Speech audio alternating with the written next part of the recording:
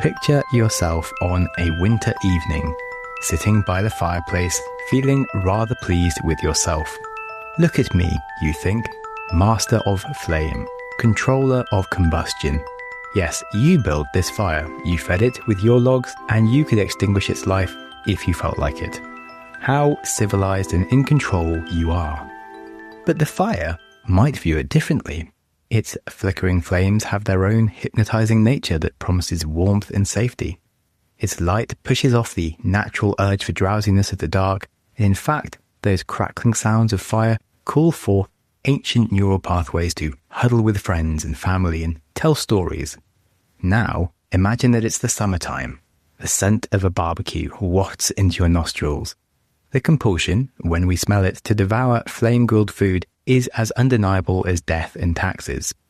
The desire for perfectly smoked melt-in-your-mouth food has you do the bidding of fire and not the other way round.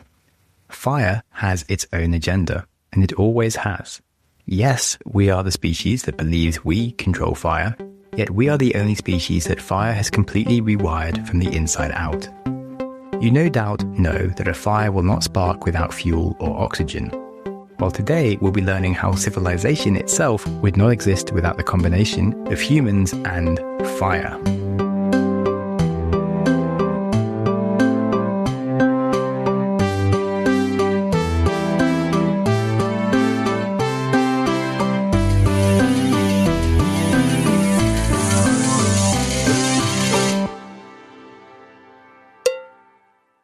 Welcome to How to Change the World. I am Sam Webster Harris, and we are on a chronological journey through history's most transformative innovations. Today, discussing fire. Every time you flip a light switch, you are commanding invisible fires by burning fuels in power plants. Every time you drive or fly anywhere, you're sitting on top of tiny controlled explosions happening thousands of times per minute. In fact, your laptop and house were built using raw materials created in furnaces. We've gone from sitting around campfires in Africa to expanding across the entire world, and today we live inside a massive planet-wide fire system that we've somehow made mostly invisible. The story of humanity is the story of fire. In this episode, we will go right back to the very beginning of the human story, because fire marked the great reversal in our fortunes.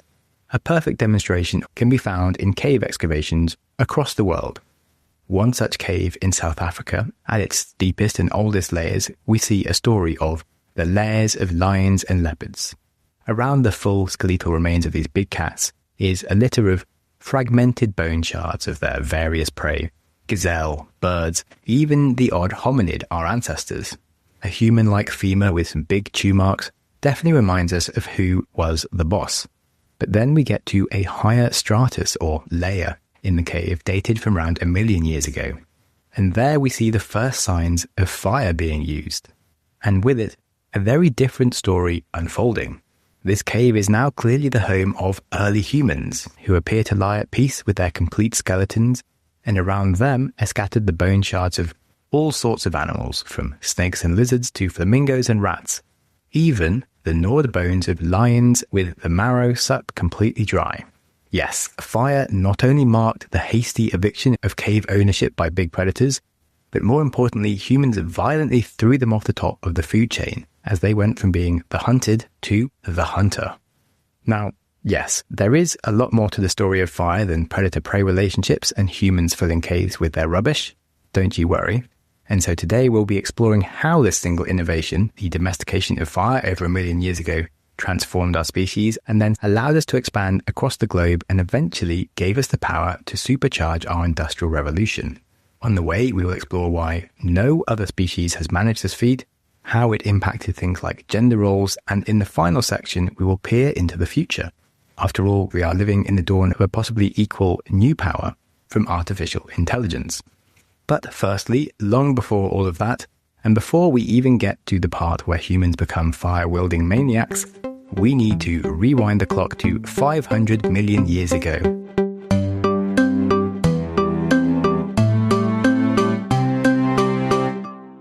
To us, the Earth would appear like an alien planet. For a long, long time, it had just been bare rock and vast oceans that slowly became filled with algae. But now, 500 million years ago, we are at a time when the first plants were trepidatiously setting their roots into soil, or should I say rock. These were plants like mosses and liverworts, and they were soon followed by the first animals crawling out of the ocean onto the land. Oxygen levels had reached a balmy 15 to 16%, and the last requirement to create fire was, of course, a spark, such as, say, a lightning strike, and hey presto, the first fires. A curious insight here.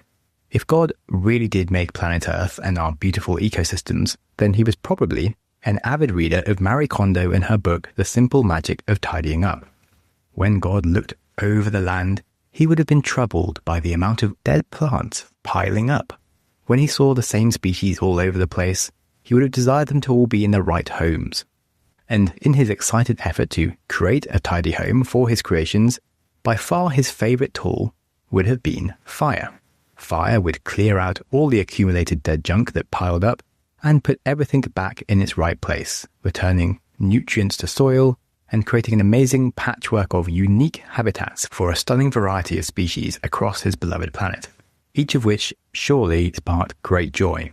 So if you were looking for proof that God might exist, you could possibly propose that the global average of 8.6 million lightning strikes a day is clear evidence that he does exist and that he really likes tidying up. But fun aside, fire has always been very biblical as a topic. It is one of the essential 4 elements that transcend religions, from a balancing force of Zen Buddhism to the punishing fire in the Quran, or Norse belief of fire as both a creator and destroyer. The long and short of this candle is that fire became nature's reset button. It's paradoxical for humans to realize that fighting natural fire makes things worse, like stopping a river that flows completely in its tracks leads to it eventually flood over. In Yellowstone, fire rangers spent decades preventing fire and found that the ecosystems began dying. As timber and thickets built up in the undergrowth, animals and wolves disappeared. Rivers changed courses and biodiversity plummeted without the regular guiding hand of fire to keep things in order. In fact, so much undergrowth builds up when we prevent fire spreading that when wildfires eventually do start, which they will, we get these mega fires that are much, much more destructive. So to summarize, first fire was part of Earth's natural immune system, balancing the intricate web of life. This unruly force was bounded by ecological common sense, nature's rulebook, if you will.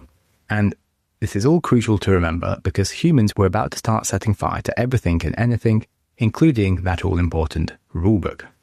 We are now going to go through a minor time jump of 498 million years to roughly 2 million years ago, and into the heart of Africa.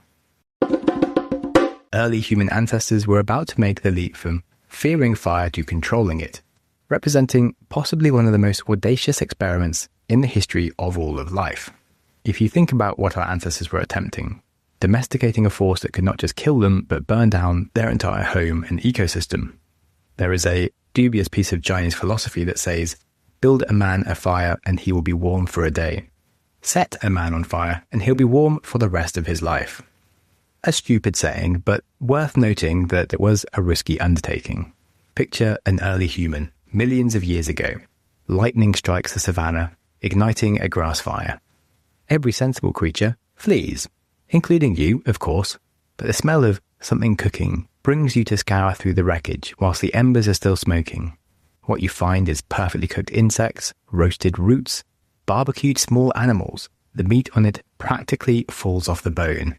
The roots were sweet and soft, and your belly feels satisfied in ways that it just never has before. And if you're thinking that what I'm saying is a silly claim, surely before we ate cooked food regularly we wouldn't actually want it. Well, the opposite is true. Fire transforms food into something more edible. Tubers and meat taste way better to chimps and nearly all animals than giving them the raw version. To give you perspective, chimps have even learned to wait for meat to cook, and chimps absolutely love meat. Richard Wrangham says that when they catch meat, the whole gang gets the zoomies and they jump around excitedly in joy. The lead male might snatch most of it and race to the top of a tree whilst others gleefully catch scraps or even lick drops of blood off leaves. Yet even they can wait patiently for meat to be cooked, showing that clearly there is a biological reason deeper than just a human preference for it. However, It was only humans that made the connection that fire could be controlled to make their food tasty and nutritious, just how they like it. But of course, here we run into an issue. Waiting for the occasional wildfire was like waiting for lightning to charge your phone. Not only unreliable, but also the definition of overqualified. The real breakthrough was making fire portable and, well, a little bit smaller. The ancient Greeks believed that the Titan Prometheus handed fire to humanity. Richard Wrangham, the anthropologist, likes the idea that as early hominids were tenderizing their meat by bashing it with stones to make it slightly more edible, they might have accidentally made sparks and the occasional fire.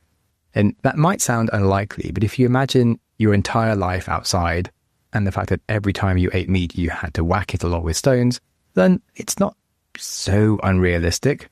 Of course, other theories suggest that humans picked up half-burned logs after a fire with embers still alive and learned to experiment with how to build and sustain fires. Of course, unless we build a time machine, we will never actually know exactly how humans discovered fire. But certainly once they had, you can imagine a roaming band of early humans, one carrying a smouldering log wrapped in green leaves, another has learned to keep embers alive in a hollowed gourd filled with dry timber. Our early ancestors not just using fire, but in a relationship with it, planning ahead, thinking about fire's needs as well as their own. This wasn't just a technological innovation. Fire transformed humans from reactive creatures into planning creatures. And whilst we're talking about timelines, it's worth answering the question of how we know when this all first happened.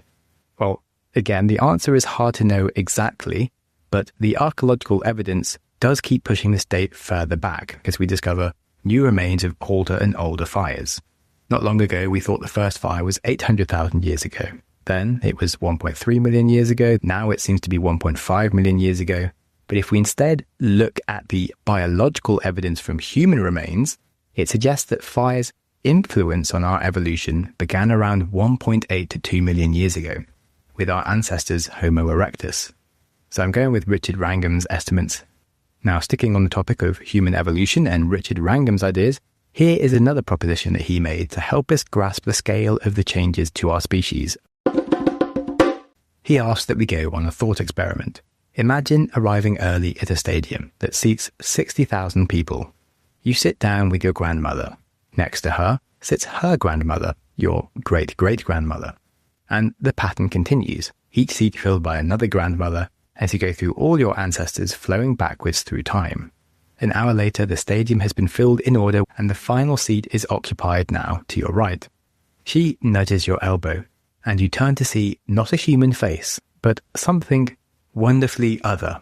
A low forehead, a massive brow ridge, a powerful jaw, long muscular arms built for climbing. Yes, she is your ancestor, and she's definitely getting some funny looks if she turned up to school.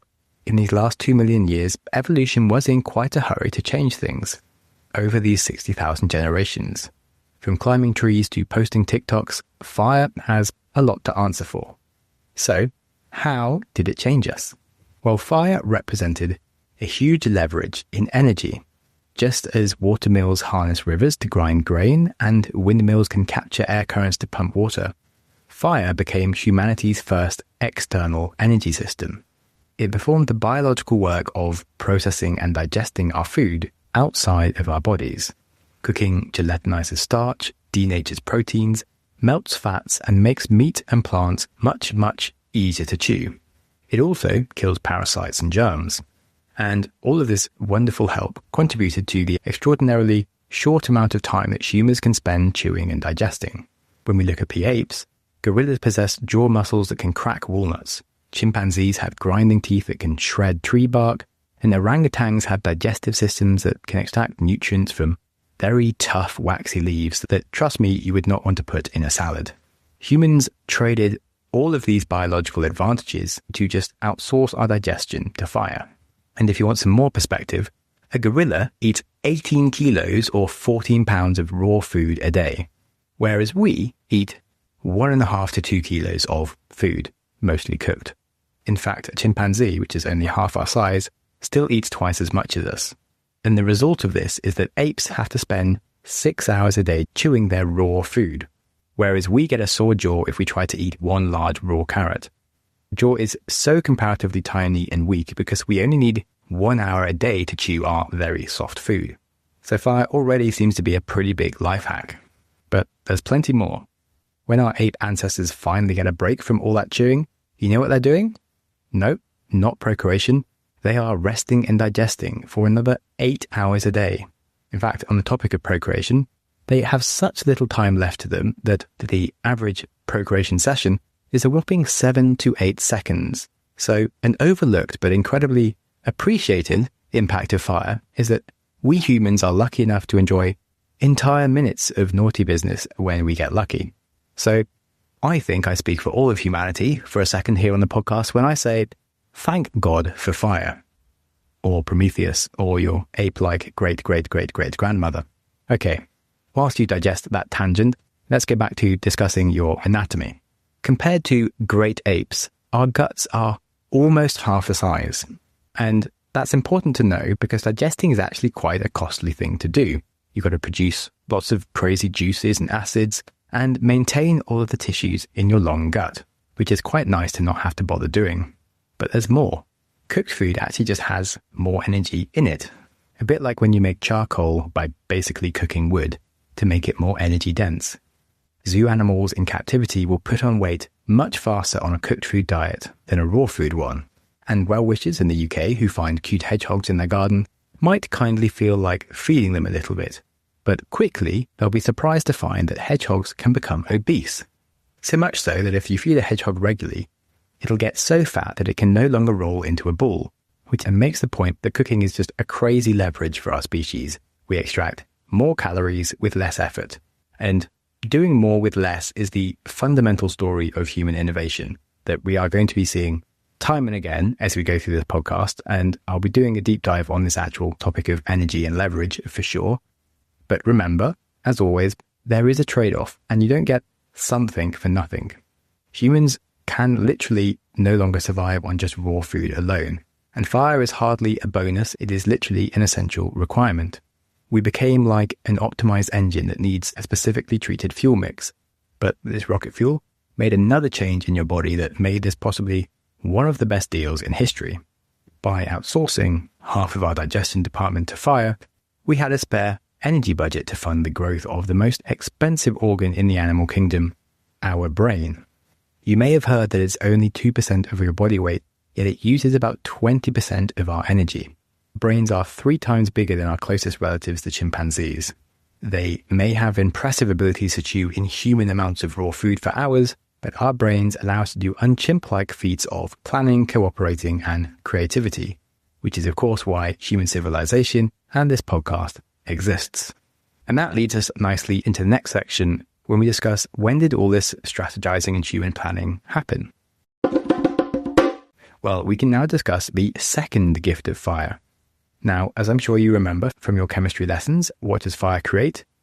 Yes, heat and light. We've already covered how we deployed the heat energy for our needs, while the energy released from light also gave us leverage in a different way. Before firelight existed, we were just too exposed to sleep on the floor in the dark, so we slept in the trees. Once we had a central campfire, we could stay safe on the floor and leave our life in the trees behind. Before fire, the Australopithecines did have bipedal walking, but they still needed to climb trees regularly. And when you look at their feet, you can see they had a big toe that was a bit more like a thumb. If you ever look at chimpanzees, you'll see that their feet literally look a bit more like hands. Well, Homo erectus was the first human species that was able to give up their climbing hand-like feet and instead get the stubby big toe that we see today. And that allowed them to truly master bipedal walking, which is much more energy efficient and much better for running long distances without getting tired. This, of course, led to the evolution of other cool, unique features as we adapted to long-distance running, like our sweating system and breathing regulation, which I will talk about more in the future. But already it's amazing to consider how many knock-on effects come back to just having the safety of fire at night. But these safe spaces were not just useful for sleeping, but also for hanging out. Picture an early human camp 400,000 years ago. Darkness falls. Instead of huddling in trees, 20 to 30 humans can gather around flickering fires. Light, of course, suppresses melatonin production, keeping them alert and social. Children can listen to adults, weave the day's events into dramatic stories or terrible jokes, the all-important ritual of sitting around a campfire, farting and singing dodgy campfire songs was born. Now, in terms of knock-on effects, the crafting and developing of language, storytelling, culture had a huge advancement due to the extended evening hours that we have. If you look at the apes, chimpanzees sleep for 12 hours, orangutans sleep for 15 hours, whereas humans get away with 7 to 8 hours. Okay, so whilst we are still in the topic of direct impact on humans from fire, I have just 2 more reflections that we can consider before we start to zoom out. Firstly, continuing the topic of social behavior, food historian Felipe Fernandez Armesto made a good point. He said that cooking created the concept of mealtimes and thereby organized people into community and promoted cooperation through sharing because the cook always distributes food. Compared to eating as you graze, like gorillas that just eat leaves as they find them, instead we get the concept of an actual family meal. So cue the classic quote, "A family that eats together stays together." It's honestly no surprise that desire to share meals with others is as ingrained into our cultures, religions and psyche, at a similar level to our obsession with staring at fire. Because for literally millions of years, it is how we connected with each other and reflected on the day and looked after each other by sharing what we had. So both a cute and important practice that I am all for. And now my second reflection, which is a bit more anatomical. As you will remember so far, we have smaller jaws and teeth for less chewing, bigger brains for more thinking, and less climbing and more walking, which means shorter arms, longer legs, and narrower hips.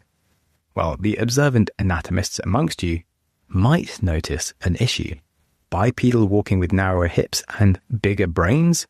No, that would be really stupid, you might say. Well, you would be right, because it is. If lightning truly was potential proof that God exists, well, leaving women to push their giant-headed babies through narrow hips is potential proof that he actually doesn't.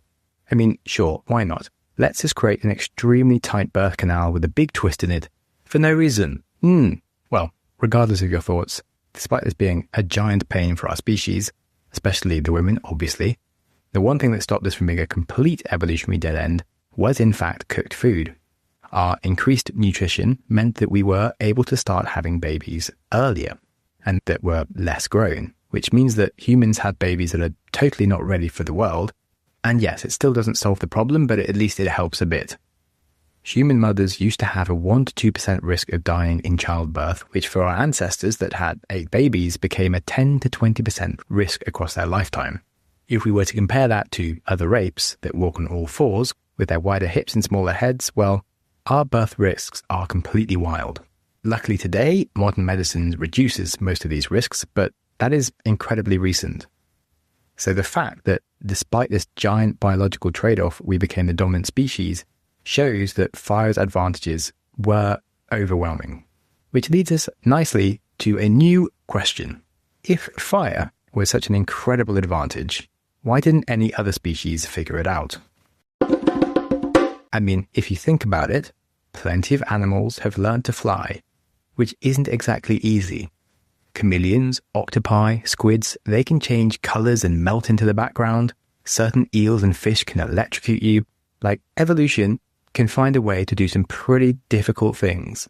This question is even more puzzling when you think that chimps absolutely love cooked food. They'll go completely nuts for it. In fact, bonobos in research facilities, they have learned to pick up pans and firewood when they want their dinner heated up for them. Like, they totally understand that fire plus food is delicious. So what has stopped other animals? Well, lucky us, we had a unique combination of traits. We had the right body.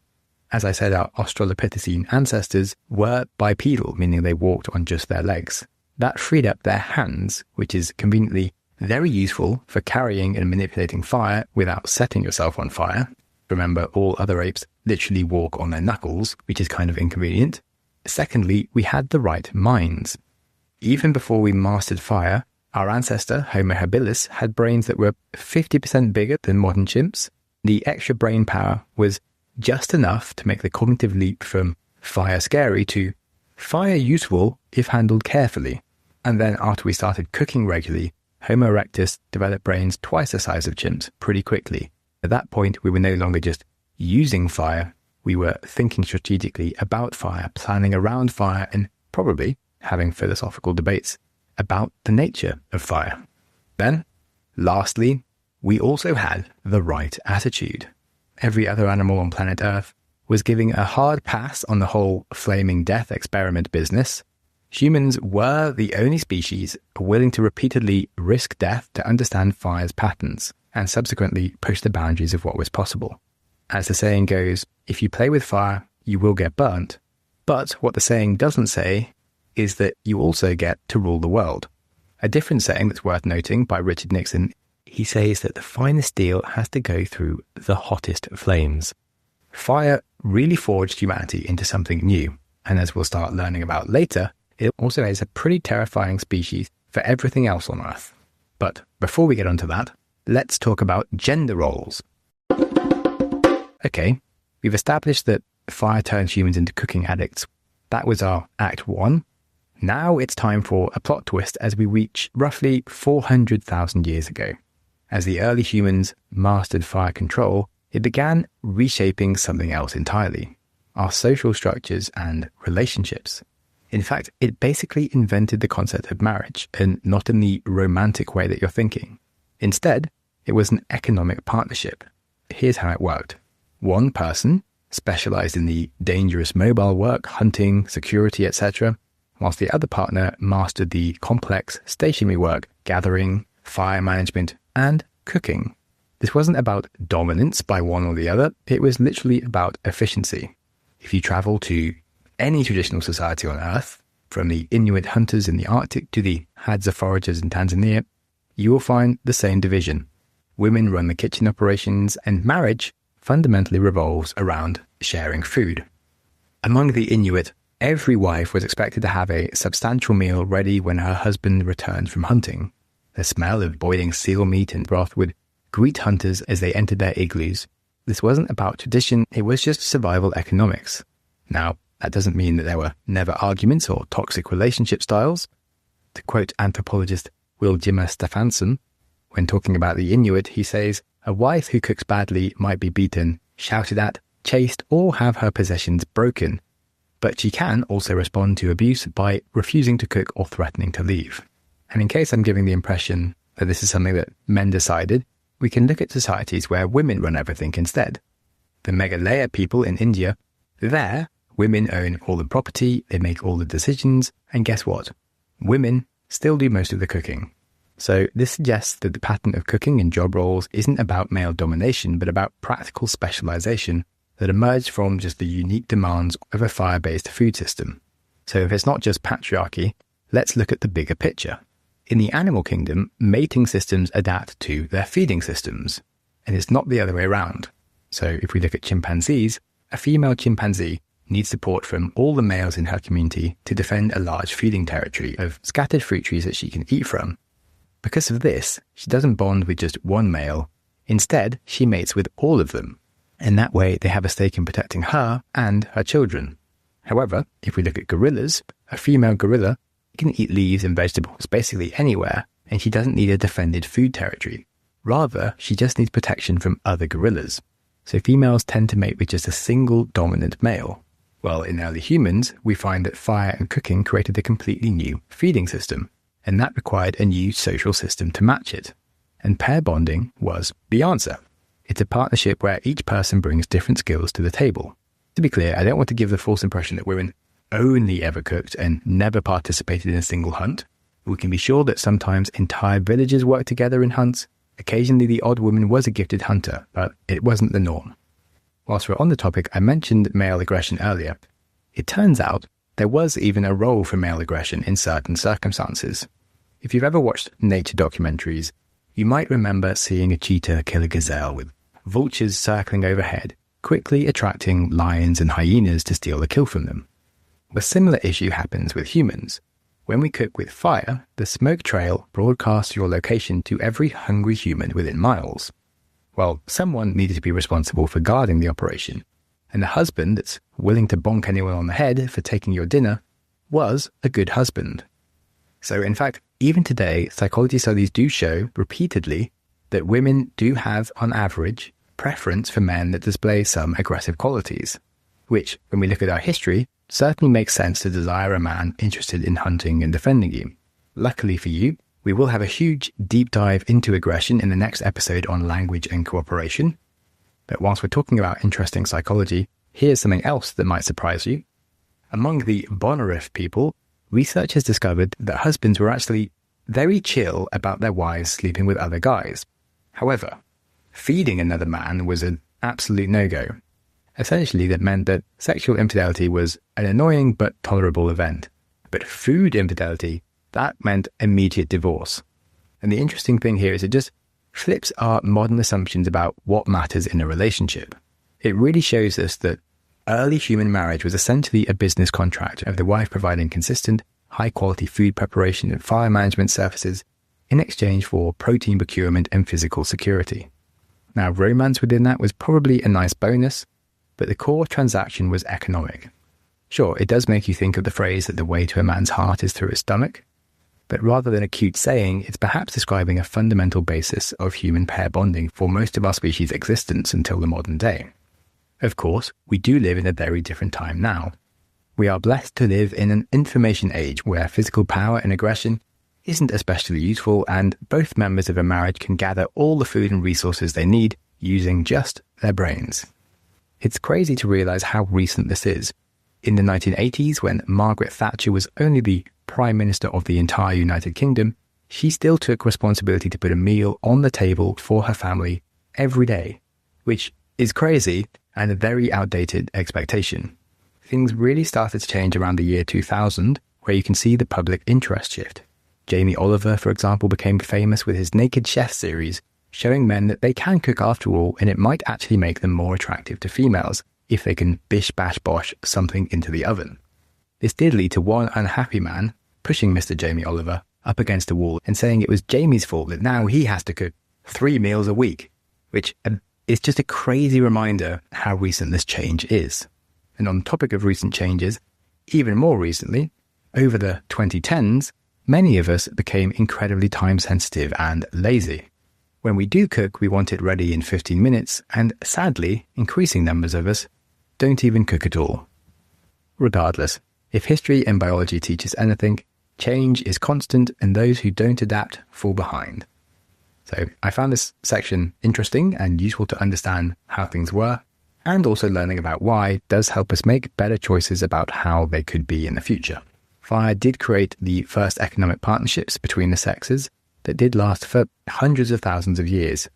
And today, as we look towards the future, they no longer serve us. Right, so we got a bit ahead of ourselves in the timeline there. To remind you, those changes first started happening around 400,000 years ago, and at this point, fire has transformed our bodies and societies, but its greatest test was yet to come. Around 70,000 years ago, armed with our powerful fire and our increasing language and cooperation skills, humans stepped through a doorway that would lead to every corner of the earth. Yes, fire went beyond changing how humans lived, it changed where they could live. So think about this for a second. Polar bears can only live in the Arctic. Camels can only live in deserts. And gorillas can only live in jungles. Every other species is locked into its own specific climate zones because of their biology. But humans said, "Hold my grass skirt, why don't you?" And they proceeded to franchise their fire-based lifestyle across the entire planet. Arctic tundra, where the air freezes your lungs? No problem. High-altitude mountains where there's barely any oxygen? Sure, easy. Scorching deserts that freeze overnight, where water is more precious than gold? Yeah, why not? Fire was humanity's first portable climate control system. We became the only species that could literally pack our preferred environment and take it anywhere. So picture this, 45,000 years ago. The first humans reached the edge of Siberia. Temperatures dropped to minus 40 degrees Fahrenheit and Celsius. The landscape is a white hell of ice and wind that kills most mammals within hours. In fact, no ape has ever survived in these frozen wastelands. Like, not even close. But these humans adventuring there aren't just carrying spears and hope. They are carrying fire. Smouldering embers wrapped in birch bark, carefully tended for thousands of miles. They can build fires in snow caves, melt ice for water, and cook the few animals brave enough to live in this wasteland. Within a few thousand years, humans have spread across the entire Arctic, becoming the apex predator in Earth's most hostile environment. And here's another remarkable thought. Humans weren't just adapting to new environments, they were redesigning them entirely. Every human group became basically a terraforming company, using fire to reshape the landscape like some cosmic architect with a flamethrower. Look at Australia. When Aboriginal people first arrived 50,000 years ago, much of the continent was dense, humid rainforest, which is not exactly the Australia we know and love today. That's because Australia as we know it is a human creation. The Aboriginal fire management transformed rainforest into the fire-adapted eucalyptus forests or grasslands, and that's what defines modern Australia. They didn't just move to Australia, they built Australia. The entire continent is essentially a giant landscape architecture project. The exact same thing happened in North America. When European settlers arrived, they were amazed by the pristine wilderness, endless prairies stretching into the horizon, perfectly maintained forests, ideal hunting grounds everywhere. But what they didn't realize is that this natural landscape was the result of Native Americans using controlled burns for thousands and thousands of years to create and maintain these ecosystems. Those beautiful prairies, perfectly spaced forests, were just a recent phenomenon of human-created habitats. It shouldn't really have been a surprise. Basically, every early human civilization used fire to control their environment. European farmers were burning stubble to return nutrients to soil. African pastoralists used fire to maintain grasslands for cattle. Asian rice farmers used controlled burns for pest control. Then, of course, clearing forests makes easier hunting grounds, and land that's recently been burned makes it very easy to track animals. There's even good evidence that our ancestors would use fire to build gullies into the landscapes that migrating animals would then be driven down, so the humans could just create a killing ground during migration period. Overall, this really marks a huge gap between humans and animals. The power of most animals depends on basically their own bodies, the strength of their muscles or the size of their teeth. Even a bird utilizing air currents is reliant on the breadth of their wings, and they can't exactly decide where the air current will be. However, with fire, even a single human child with the right tools could burn down a forest in a matter of hours. So, with this great power, it's no surprise that within 60,000 years of leaving Africa, humans had established fire-based settlements on every continent except Antarctica. It was the world's first truly global franchise, which is not bad for a species that started out by getting eaten by leopards in African caves. What I find especially crazy about this is that we did all this before we invented writing or agriculture, before we even invented the wheel. But as we're going to see in the rest of this season in the Stone Age, fire alone wasn't quite enough to turn humans from a small population of African apes into the dominant species across every single continent. We had to develop sophisticated language and tools as well. However, it's important to note that this world domination would have been impossible without fire. And that is the power of a truly transformative technology. It doesn't just change what you do, it changes what's possible.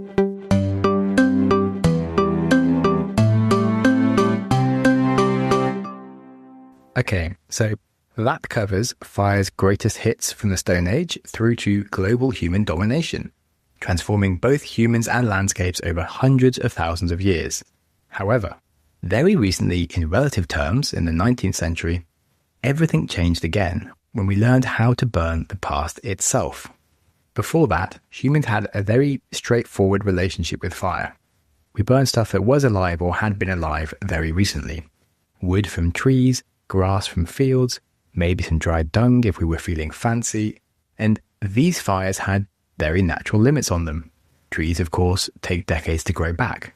Grass grows seasonally, even dung requires animals that need food and time to produce more dung. But in the 19th century, we broke the rules of this energy game with the use of fossil fuels. So picture this.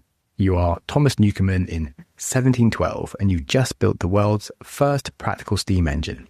But instead of feeding it wood from the forest outside, you're shoveling in chunks of black rock that formed from ancient swamps 300 million years ago. You are, quite literally, burning the Carboniferous period. This marks a fundamentally different relationship with energy. Those coal deposits are compressed time, millions of years of ancient sunlight stormed in the form of plants and animals crushed by geological eons. This is an incredibly concentrated form of energy, waiting for some clever apes to figure out how to release it all at once. So what made these fossil fuels such a game changer? Well, by relying on living materials, you are constrained by what nature can produce each year. But with fossil fuels, there are no ecological limits. You can burn coal in winter when the trees are dormant, you can burn oil in deserts when nothing grows, and you can keep on extracting energy faster than any ecosystem could replenish it. If you think of burning living material like living off an allowance, fossil fuels is like discovering a quadrillion-dollar trust fund, and you can just spend it as fast as you want, with no regard for natural cycles or ecosystem limits. And the result is a huge and glorious energy abundance beyond anything humans had ever experienced. We could power machines 24/7, heat entire cities through winter, transport goods across continents in just a few days, things that were unimaginable beforehand. Within just a single lifetime of the Industrial Revolution, humanity had crossed a threshold that we couldn't uncross. Our society became dependent on energy use levels impossible to achieve by burning living materials alone.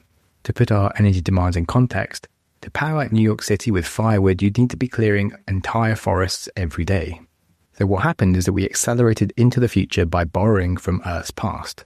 If you think I want to lecture you now about the morality of the Industrial Revolution, far from it. It was undoubtedly a very useful step forwards. Without it, we wouldn't have our modern healthcare or our knowledge economy. And instead, we would almost certainly still have the slave trade because human society has always needed a cheap source of manual labor that only fossil fuels were able to replace. But this created an existential challenge.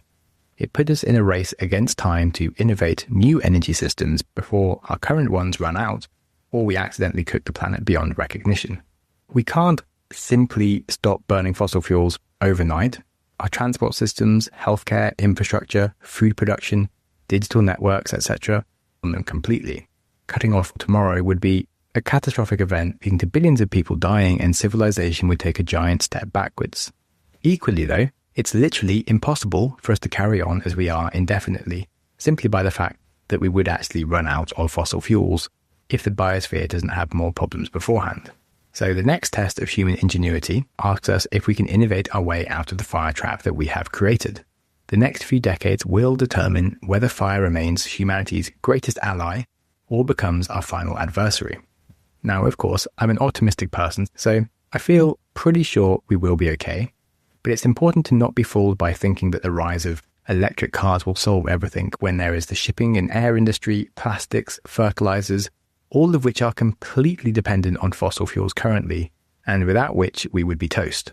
However, nothing drives human ingenuity like some urgency, and some of the next great businesses of our times will be solving these problems.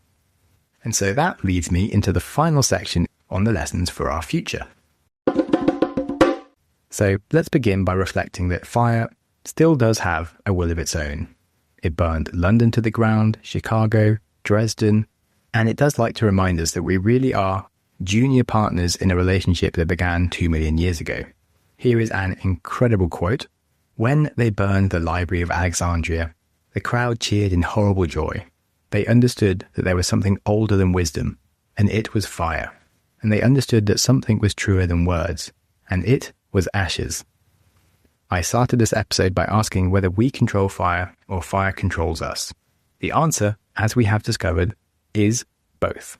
Animals need food, water, and shelter to survive, but only humans need fire as well, making us both the smartest and the most dependent creatures on Earth. Beyond that, fire shows us that truly transformative technologies that are at a level 10 on the innovation Richter scale, they don't just change what we do, they change what we are. If we think of fire as simply a tool, that would be wrong. It gave us new bodies, minds, social structures, and today we stand at another threshold. Artificial intelligence represents the next potentially transformative force, something that could reshape us as dramatically as fire once did. Fire was there to do our digesting for us and let us invest in thinking. Well, AI now promises to do our thinking for us, whether that be driving our cars to doing our homework, performing surgery, or deciding a legal outcome. What this then frees us up to do, we don't even know. But then a chimp had no idea that it might enjoy a bit more time for sex if you took away 80% of the time needed for chewing and digesting. So who knows what's ahead of us? Could be unimaginably better than anything you might think of. Regardless, just as fire once transformed ape-like creatures in African caves into globe-spanning humans, artificial intelligence may transform these smartphone-carrying humans into something equally unrecognizable, making any current debates about AI as quaint as early humans arguing about whether to trust fire. Nevertheless, I think we can be certain about at least a few lessons from our relationship with fire in regards to AI. Firstly, we may not stay in control. Fire first started long ago as nature's answer to fight back against entropy. Just as your own house becomes messy and you might fight back against the mess with a cleaning spree, fire is nature's way of cleaning the house. But what happens if AI feels the same way about putting us back into shape in the way that it sees fit? We might not like what it comes up with, but could it actually be better for us? Who knows? The other control aspect is that just as fire shaped us whilst we shaped it, AI will probably change us in ways that we don't anticipate or intend, and the benefits might come with hidden costs.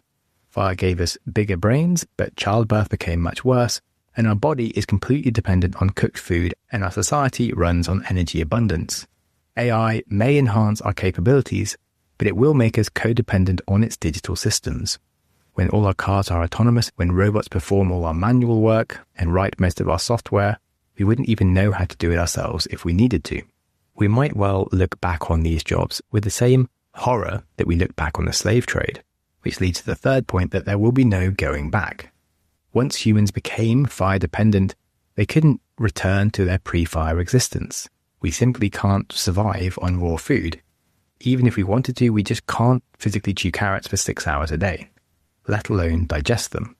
Just a decade after the smartphone became popular, many people found life impossible to navigate if they lost their phone, let alone thinking about what happens when your email and bank account gets hacked. Well, with AI, we face the question of how much more dependent will our relationship be with technology? And if the past is anything to go by, the next leap will probably be as irreversible as it was with fire. And finally, I think we can expect the transformation to be total. In the same way that fire didn't just change human technology, it changed human biology, psychology, and society. AI's impact may be equally wide-spanning and comprehensive. In 1,000 years, humans will look back at us as a different species, with our pathetic tools, our uncivilized behaviors, and our dangerous lifestyles. And I'm sure they will be very grateful they weren't born in such a dark and terrible age. They might well make some notes about the odd thing they can learn about us that perhaps applies to them in their day, but mostly they'll probably forget about them. It has been said by several people that when it comes to AI, we are playing with cosmic fire.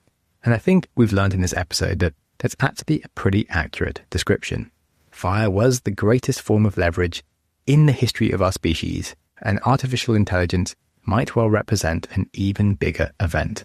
As humans continue to move forward into an age of transformative technologies beyond our imagination, fire's greatest lesson for us might be that the most powerful innovations are not simply tools that we use, but they are partners that we must learn to live with. So, a good reason, hopefully, to listen to the rest of the show as we explore everything that we can about changing the world, and the next episode where we'll be learning all about systems thinking. That certainly relates to this episode. For me, the topic of fire's impact on humanity, finally important it is to us. Even in Yuval Noah Harari's book Sapiens, he had less than a page on the topic of fire. So I hope you enjoyed this deep dive to learn more about it. For anyone wanting more, I am excited to launch a premium membership, hopefully by the end of summer, so not straight away, but I do so much research for each episode. I thought it would be nice to share some of all the chaos that I have to cut out to get to a sensible episode. But some extra nuggets that I'll be able to talk about in the premium layer in regards to this episode feature fascinating topics like, anatomically, should a vagina be located where the belly button is? Who knows? How do you cure hedgehog obesity? How much do gorillas poop a day? Yes, all the things you wish you knew. As well as that, some more sensible topics like my ratings and summaries of the best books on the topic of fire, mindset lessons for world change from fire again, then fact-checking myself on things that I had to skip over quickly and feel awkward about, and of course looking more deeply into the research of just how attracted women really are to aggressive males. So for anyone who wants a more unstructured download of all my chaotic extra research, that will be for you. Or if you simply want to support me and the podcast, it would be appreciated, and I will announce it when it's launched later this year. This is just a teaser to let you know it will happen eventually. My main sources for this episode were Richard Wrangham's book Fire, How Cooking Made Us Human, Stephen Pine's book on the Pyrocene, and Francis Burton's book on Fire and How Light Shaped Our Evolution. This episode was researched, written, recorded, edited, produced, and everything else you can think of, all by me, Samuel Webster Harris. Francisca Cahaya did the artwork, and Jeremy Enns was a very useful podcast mentor who I cannot recommend highly enough. If you wish to give me a hand, you can leave a review or share the episode with a friend who likes burning things and tell them that you've been thinking about them. And on that, a final quote. In the 2016 song Dead Ringer by Knocked Loose, Brian Garris sings, "I always watch the mountains as they look down on storms." Humans may have used fire to do many things, but it surely looks down on us with its 500 million year wisdom. Storms come and go with a frantic energy. And in perspective, we definitely look more like a storm than a mountain. So as we go forwards, we can at least be humbled by the powers that have existed long before us and will continue long after we are the crumbled ashes of a page in the history of the universe. So, stay curious, people, and as always, remember, what we know is a drop, and what we don't know is an ocean.